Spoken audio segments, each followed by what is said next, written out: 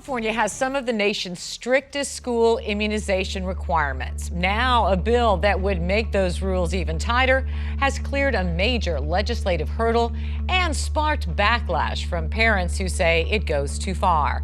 Last week, the Assembly Health Committee passed Senate Bill 276 to restrict vaccine waivers and provide oversight of doctors who issue them.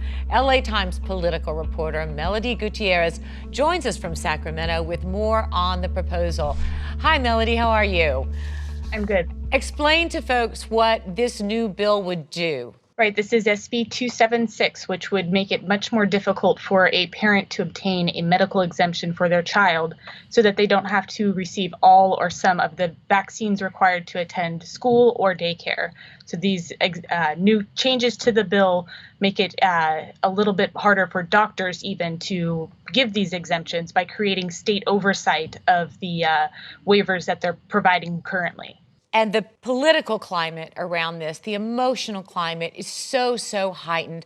People who don't want vaccinations for their children are adamant that this is about medical freedom. And other people who support these controls over immunization say this is a matter of public health, right? Right. These are emotional hearings. Every time that a bill related to vaccines has come through the legislature, it has resulted in hundreds, if not thousands, of parents lining up to get into the Capitol. The hearings last hours. It's highly emotional. There's tears at the end when these bills are passing. Most recently, last week, it passed in the Assembly Health Committee. And so now it's moving forward into the Assembly Appropriations Committee. But every time these bills have come forward, it's been very emotional. And, you have both sides. You have parents who are also saying that their children are medically fragile and that they can't attend school unless there is a high enough vaccination rate. And you have parents who are saying that there's a medical freedom issue here and that they should be the one to decide whether or not their children are vaccinated. In case a child is in fragile health, too young to get a vaccination, or has been treated for cancer and can't get immunized, they are at risk of catching the measles virus from someone else in their class if there's not herd immunity. Would you explain that? Right. You need a high enough number of people who have been vaccinated to protect those who are unable to get vaccinated. And that's why this bill is really taking aim at schools that have a vaccination rate that is under 95%. And that's about 20% of the schools in the state that do not have that level of vaccination rate in order to create a safe environment for those who are unable to be vaccinated. The school would then go for a state review of all medical exemptions at that school if they do not have that high level of vaccination rate currently. This really and truly was put under the microscope after a number of improper approvals for exemptions to vaccinations. One doctor in particular, Dr. Sears, tell his story. Dr. Sears is from Orange County. He's the only doctor in the state who has been sanctioned for a medical exemption. That was not for a school medical exemption, but it was the first time that a doctor has been sanctioned for providing a waiver for a medical exemption, or a waiver for vaccinations. And so there are over 100 current investigations of doctors who have given medical exemptions. There have been reports across the state that have shown that some doctors are giving out a very high number of medical exemptions and really becoming a specialty of this. And you can see in online Facebook groups and other social media sites where these exemptions are being essentially talked about as if they're being sold.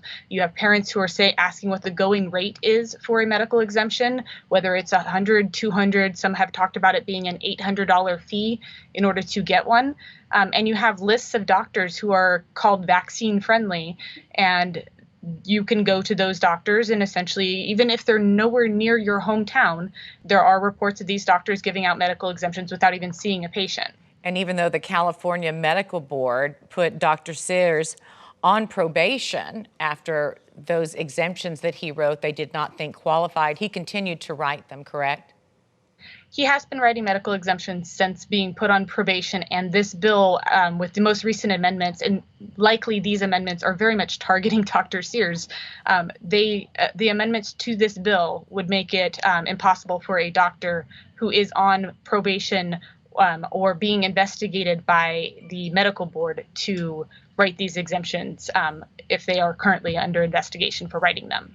You know, that 5-hour hearing you attended, the people who were opposed to any vaccination rules, the anti-vaxxers, far outnumbered the people who supported the bill. But in polls, 3 out of 4 Californians actually do support more stringent immunization rules so that more kids are vaccinated, right? Yeah, absolutely. Public opinion has shown that the public, particularly in California, support stricter vaccination rules. It's harder, and you see this really with any bill in the legislature. It's hard when you have a bill that does not change the circumstances for somebody, for them to get riled up enough to go to the hearing. So you're seeing a lot of the opponents come to this, but not necessarily the people who would support this. You're also seeing celebrities come to this. Jessica Biel, the actress model, appeared with Robert Kennedy Jr. They supporting the people who are anti-vax. But then this weekend, Kristen Bell and her husband Dax Shepard came out in support of vaccinations. Does that play a role in the court of public opinion?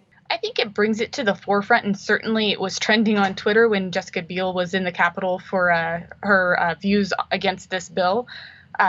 But I don't think that it's changing the opinion of lawmakers. It doesn't seem like it's going that far in terms of swaying the outcome of the bill.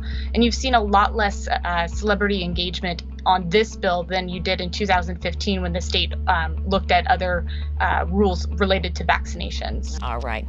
Melody, thanks so much. Thank you.